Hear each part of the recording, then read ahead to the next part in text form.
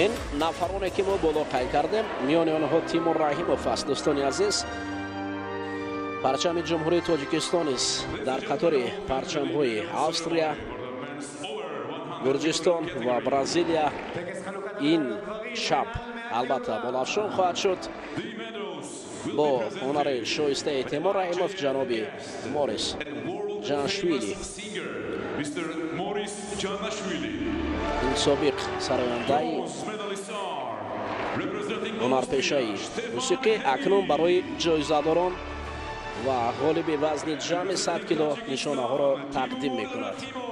تیمور رحیموف از جمهوری تاجیکستان با همین نشانی و مثل خودش گران وزن و برنجی است. ما از تیمور باوری داشتیم که در مقام نشانه های طلا و نقره مبارزه میبرد، ولی این نشان برنجی و علکه برای ما درخشش یا ظرفشانی و به مثل طلا است برای ما. تیمور رحیموف در پهلوی رقم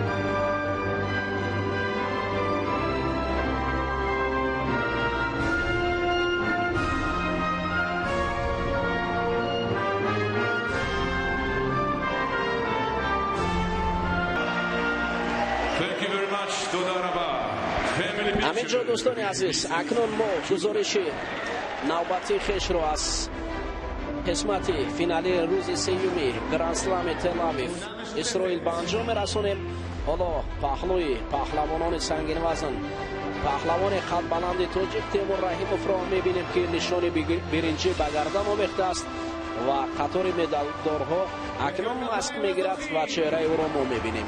تیمور رحیموف از جمهوری تاجیکستان در مقام سوم قرار گرفت. پهلوان گرجی نشان طلا به گردن آویزان کرد.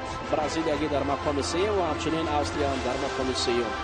اینجا اکنون نشان برنجی تیمور رحیموف در نوار نزدیک نشان داده می شود. شاد و پیروز و سربلند باشید. برای مردم تاجیک نشان مبارک باشد. خیر.